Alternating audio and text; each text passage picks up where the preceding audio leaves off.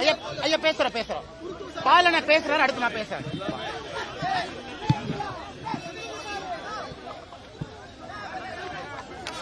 Sir முதல்ல நானு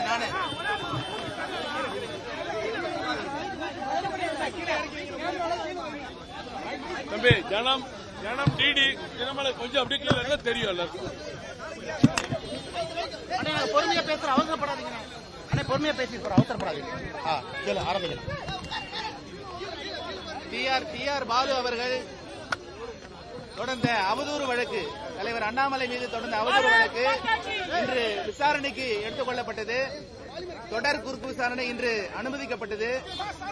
போன வாய்தாவில் தலைவர் அண்ணாமலை அவர்கள் இன்று குறுக்கு விசாரணை செய்வார் என்று சொல்லியிருந்த நிலையிலே இன்று நான் தொடர்ந்து குறுக்கு விசாரணை செய்தேன். இன்றைக்கு மனு ஒன்றை நீதிமன்றத்திலே கொடுத்தோம். அதாவது நான் இந்த வழக்கிலிருந்து விலகிக் கொண்டு தலைவர் அண்ணாமலை அடுத்த வாரத்திலிருந்து அடுத்த வாய்தாவிலிருந்து இந்த வழக்கை அவர் நடத்துவார், அவரே குறுக்கு விசாரணை செய்வார் என்பதை தெரிவித்திருக்கிறோம். இந்த வழக்கின் விசாரணை வருகின்ற 11ஆம் தேதி நவம்பர் 11ஆம் தேதி ஒத்திவைக்கப்பட்டிருக்கிறது. நான் நீதிமன்றத்திலே தலைவர் அண்ணாமலை அவர்கள் குறுக்கு விசாரணை செய்யும் பொழுது அவருக்கு உதவி செய்வேன், அசிஸ்ட் பண்ணுவேன் என்று சொல்லியிருக்கிறேன். அதற்கு நீதிபதி சரி என்று சொல்லியிருக்கிறார். நம்முடைய பத்திரிகை நண்பர்களுக்கு எங்களுடைய வணக்கத்தை தெரிவித்துக் கொள்கின்றோம். என்னோடு இருக்கக்கூடிய நம்முடைய பாரதிய ஜனதா கட்சியினுடைய எல்லா வழக்கறிஞர் நண்பர்களுக்கு முதல்ல என்னுடைய நன்றிகளை தெரிவித்துக் கொள்கின்றேன். அண்ணன் பால் கனகராஜ் அவர்கள் தலைமையில் மிகச் சிறப்பாக சைதாப்பேட்டை நீதிமன்றத்தில் கடந்த 2-3 குறுக்கு விசாரணை தினங்கள்ல மிகச் சிறப்பாக நம்முடைய வாதங்களை எல்லாம் எடுத்து வைத்திருக்கின்றார். குறிப்பாக சட்டத்தின்படி என்ன நமக்கு அதிகாரம் இருக்கிறது, நம்ம மேல புகார் கொடுத்திருப்பதற்கு என்ன அதிகாரம் இருக்கிறதெல்லாம் நம்முடைய பால் கனகராஜ் அவர்கள், நம்முடைய வழக்கறிஞர் அவர்கள் பேசியிருக்கின்றார். அதனால் இந்த நீதிமன்றத்தில் இன்று ஒரு மெமோ ஃபைல் பண்ணியிருக்கிறோம். அடுத்து குறுக்கு விசாரணையை இந்த வழக்கில் திரு டிஆர் பாலு அவர்கள் என் மீது குற்றவாளியாக போட்டிருக்கிறாங்க.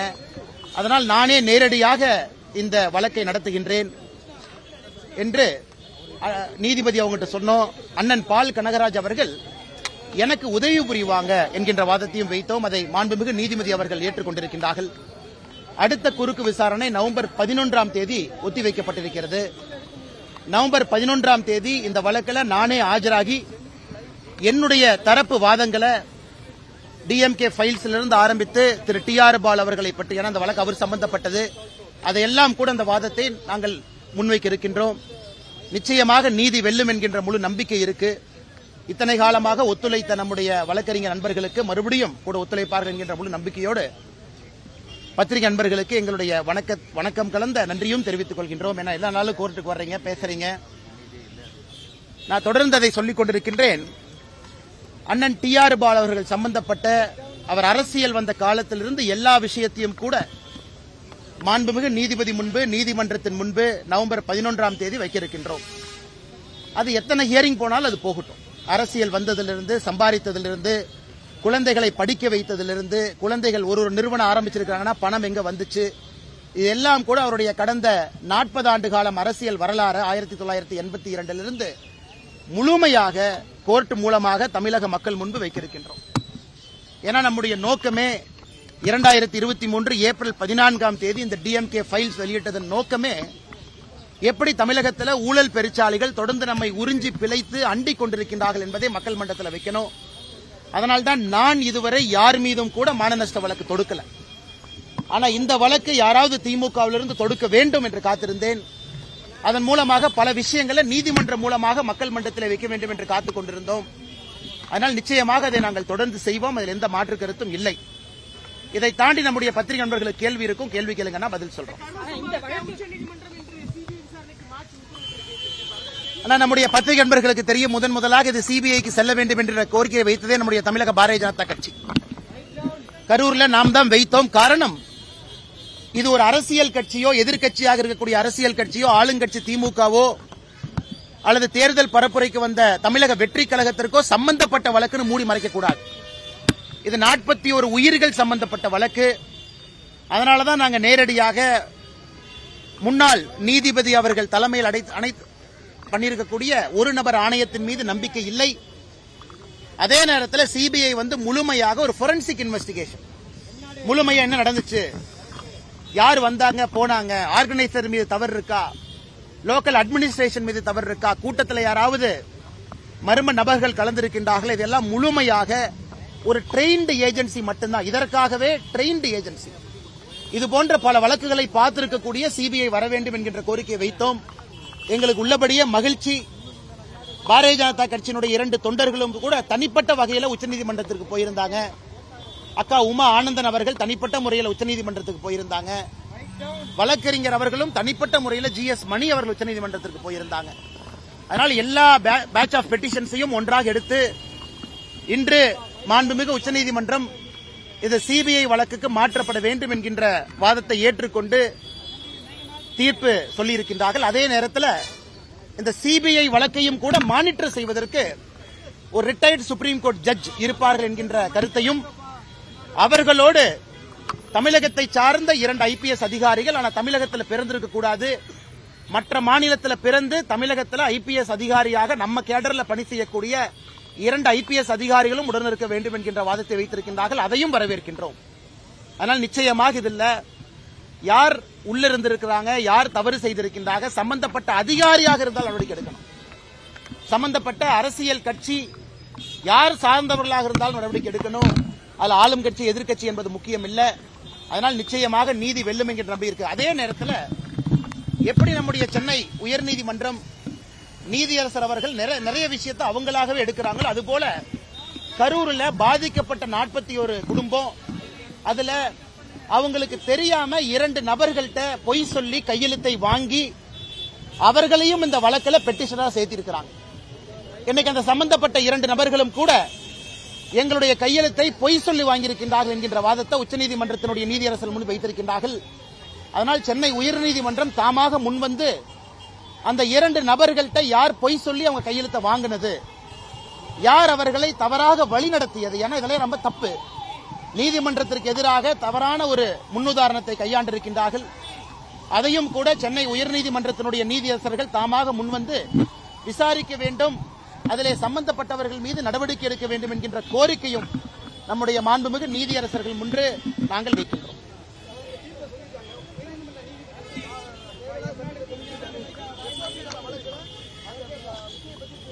ஆனா இதுல நம்முடைய நீதியரசர்களை பற்றி சாமானிய மனிதர்களாக எப்பொழுதும் நாங்கள் குறை சொல்ல போவதில்லை, நிறைகளும் சொல்ல போவதில்லை. அவர்களுடைய கடமையை செய்யறாங்க.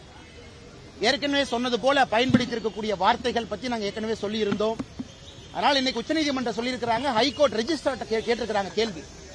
ஆனால் ஹைகோர்ட்டினுடைய ரெஜிஸ்டார் பதில் சொல்லுவாங்க, இது எங்களுக்கு சம்பந்தம் இல்லை, நாம் சாமானிய மனிதர்கள்.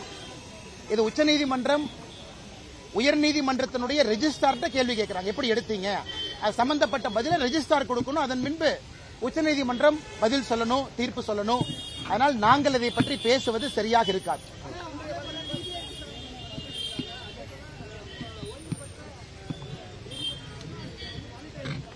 ஆனா அதைத்தாங்க நான் சொன்னேன், அதையும் வரவேற்கின்றோம். ஏன்னா இன்னைக்கு எல்லா தரப்பு கட்சிகளும் வைத்திருக்கக்கூடிய வாதங்களும் இந்த தீர்ப்புல வந்திருக்கு. தமிழக வெற்றி கழகத்தினுடைய வாதம், ஒரு சிட்டிங் சுப்ரீம் கோர்ட் ஜட்ஜ் அவங்க வரணும், தமிழக வெற்றி கழகத்தினுடைய வாதம். தமிழகத்திற்கு வந்த தேசிய ஜனநாயக கூட்டணியுடைய 8 எம்பிக்கள் அவர்களுடைய வாதம், சிட்டிங் சுப்ரீம் கோர்ட் ஜட்ஜ் இதை மானிட்டர் பண்ணணும். தமிழக பாரதிய ஜனதா கட்சியினுடைய வாதம், சென்ட்ரல் பியூரோ ஆஃப் இன்வெஸ்டிகேஷன் இந்த வழக்கு எடுத்து நடத்தணும். ஆனால் இன்று வந்திருக்கக்கூடிய தீர்ப்பு என்பது யாரெல்லாம் பெட்டிஷன் ஃபைல் பண்ணியிருக்கிறாங்களோ எல்லோரையும் சமாதானப்படுத்தும் விதமாக, அதே நேரத்தில் பேலன்ஸ் ஆஃப் ஜஸ்டிஸ், அந்த நீதி தராசு தட்டு சமமாக இருப்பதற்காக உச்சநீதிமன்றம் முயற்சி எடுத்திருக்கிறாங்க. சிபிஐ விசாரணை செய்யும். அதற்கு மேல ஒரு மாண்புமிகு உச்சநீதிமன்ற நீதியரசர், முன்னாள் நீதியரசர் இருப்பாங்க. அவர்களோடு தமிழகத்தில் பிறக்காத ஆனா தமிழகத்தில் பணி செய்யக்கூடிய டிஎன் கேடர் 2 ஐபிஎஸ் அதிகாரிகள் இருப்பார்கள் என்கின்ற பல விஷயத்தை சொல்லியிருக்கிறாங்க. இது அனைத்தும் கூட பாராட்டுக்குரியது, வரவேற்புக்குரியது. அதனால் நிச்சயமாக சம்பந்தப்பட்ட நபர்கள் தண்டிக்கப்பட வேண்டும், நீதி வெல்ல வேண்டும். அண்ணா, இப்ப சீமானன் அவர்கள் சிபிஐ விசாரிப்பது மாநில தன்னாட்சிக்கு எதிராக இருக்குண்ணா. இப்ப சீமானன் ஏன் பதட்டப்படுறாருன்னு தெரியல. நம்முடைய மாண்புமிகு தமிழகத்தினுடைய முதலமைச்சர் ஐயா ஸ்டாலின் அவர்கள் எத்தனை முறை சிபிஐ வழக்கு கேட்டிருக்காரு, நான் பட்டியல் போடுற கேளுங்கண்ணா. குட்கா வழக்கு சிபிஐ கேட்டார், அப்ப எதிர்க்கட்சி தலைவராக இருந்த ஐயா ஸ்டாலின் அவர்கள். தூத்துக்குடி துப்பாக்கி சூட்டு சிபிஐ வழக்கு கேட்டாங்க, அன்னைக்கு எதிர்க்கட்சி தலைவராக இருந்த ஸ்டாலின் ஐயா. மௌலிவாக்கத்துல ஒரு பில்டிங் இடிஞ்சு கீழே விழுந்த பொழுது அப்போதும் சிபிஐ விசாரணை வேண்டும் என்று எதிர்க்கட்சி தலைவராக இருந்த ஐயா ஸ்டாலின் அவங்க கேட்டாங்க. ஹைவே டெண்டர்ல ஒரு ஊழல் நடந்திருப்பதாக எதிர்க்கட்சி தலைவராக இருந்த ஐயா ஸ்டாலின் அவர்கள் சிபிஐ விசாரணை கேட்டாங்க. இதெல்லாம் எதிர்க்கட்சி தலைவராக இருந்த பொழுது சிபிஐ விசாரணை வேண்டும் வேண்டும் வேண்டும் என்று தமிழகத்தில் ஐயா ஸ்டாலின் அவர்கள் கூறியது. அப்ப அண்ணன் சீமான் அவர்கள் ஏன் கருத்து சொல்லல? அப்ப தன்னாட்சிக்கு எதிராக இல்லையா? அதனால் நான் சீமான் அவர்களை எப்பொழுதுமே நான் சொல்லியிருக்கின்றேன், அரசியல் தலைவராக மதிக்கின்றேன். ஆனால் இந்த விஷயத்தை பொறுத்தவரை தமிழகத்தில் எஸ்ஐடி ஒரு பக்கம், முன்னாள் நீதியரசர் தலைமையில ஒரு நபர் ஆணையம் ஒரு பக்கம் இருக்கும் பொழுது மக்கள் நிறைய கேள்விகள் கேட்கிறாங்க. ஏன்னா சம்பந்தப்பட்ட டிவிக்கே கேள்விகள் கேட்கிறாங்க. பாரதிய ஜனதா கட்சியினுடைய 2 நபர்கள் தனிப்பட்ட முறையில் உச்சநீதிமன்றத்துக்கு அவங்களும் போயிருக்கிறாங்க. தமிழ்நாடு அரசும் தன்னுடைய வாதத்தை வைத்திருக்கின்றார்கள். எல்லாவற்றையும் சேர்த்து எனக்கு CBI monitored by a retired Supreme Court judge assisted by 2 IPS officers not born in Tamil Nadu but belonging to Tamil Nadu cadre. இதைவிட சிறப்பாக உச்சநீதிமன்றம் எப்படி சொல்லி இருக்க முடியும்? அதனால் நிச்சயமாக சம்பந்தப்பட்ட நபர்கள் வரணும். எதிர்க்கட்சியாக இருக்கும் பொழுது திமுக சிபிஐ வேண்டும் என்று சொன்னவர்கள் ஆளும் கட்சியாக இருக்கும்போது ஏன் வேண்டாங்கிறாங்க? இதே 2023 ஆகஸ்ட் மாசத்துல தான், ஜூலை ஆகஸ்ட்ல தான் சிபிஐக்கு கொடுத்திருக்கக்கூடிய அதிகாரத்தை வித்ட்ரா பண்ணாங்க. ஏன் வித்ட்ரா பண்ணாங்க? இதற்கு முன்பு கலைஞர் கருணாநிதி அவர்கள் இருக்கும் பொழுது அதிகாரத்தை வித்ட்ரா பண்ணலையே. அப்பெல்லாம் ஜெனரல் கன்சென்ட் இருந்துச்சுல்ல. இவங்க 2023 தானே ஜெனரல் கன்சென்ட் வித்ட்ரா பண்ணாங்க. அதன் பிறகு இதே முதலமைச்சர் அவர்கள் Ajith Kumar murder case CBI கொடுக்கலையா? கொடுத்தார். ஏன்? யாரோ 2 போலீஸ்காரங்க தானே மாற்றாங்க, நமக்கு என்னன்னு கொடுத்தார். இதே முதலமைச்சர் அவர்கள் சிபிஐக்கு ஜெனரல் கன்சென்ட் வித்ட்ரா பண்ண பிறகு அஜித் குமாரனுடைய வழக்க சிபிஐ கொடுத்தாங்க. இப்ப இதுக்கு மாத்தி பேசுறாங்க. அப்ப அஜித் குமாருக்கு ஒரு நியாயம், கரூர்ல இருக்கக்கூடிய 41 குடும்பத்திற்கு ஒரு நியாயமா? எங்களை பொறுத்தவரை அஜித் குமார் சகோதரருக்கும் நியாயம் கிடைக்கணும், கரூர்ல பாதிக்கப்பட்ட 41 குடும்பத்துக்கும் நியாயம் கிடைக்கணும். அப்ப ஒருவருக்கு சிபிஐ, மற்றொருக்கு சிபிஐ இல்லைன்னா என்னங்க நியாயம்? அதனால் இதை அரசியல் செய்வது நாங்களா, தமிழகத்தினுடைய முதலமைச்சர் ஐயா ஸ்டாலின் அவர்களா? இதை பத்திரிகை மன்றம் மூலமாக மக்கள்கிட்ட வைக்கிறோம். மக்களுக்கு தெரியும் சிபிஐ வைத்து அரசியல் செய்வது திராவிட முன்னேற்ற கழகம், தமிழகத்தினுடைய முதலமைச்சர் ஐயா ஸ்டாலின் அவர்கள். கடைசி கேள்வி எடுத்துக்கோங்க.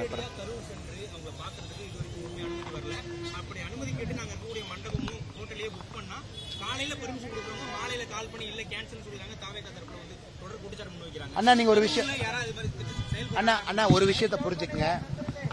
தமிழக கரூரில் வருகின்ற இந்த மாதம் அக்டோபர் 17ஆம் தேதி தமிழக வெற்றி கழகம் சார்பாக அதனுடைய தலைவர் திரு விஜய் அவர்கள் கரூர் வருகின்றார்கள் என்று நிறைய திருமண மண்டபத்திற்கு அங்கே அனுமதி கடிதம் கொடுத்திருக்கின்றார்.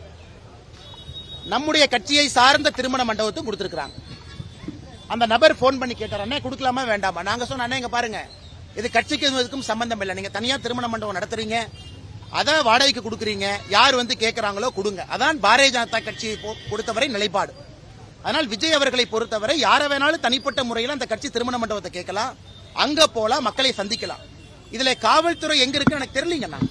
காவல்துறை எங்க வந்துச்சுன்னு எனக்கு புரியல. எதற்காக அவங்க அனுமதி கேட்கறாங்கன்னு எனக்கு தெரியல. விஜய் அவர்கள் போகும்போது காவல்துறை கூட்டம் கூடும் ஆன்டிசிபேட் பண்ணா செக்யூரிட்டி கொடுப்பது காவல்துறையினுடைய கடமை. விஜய் அவர்கள் போவது அவருடைய உரிமை.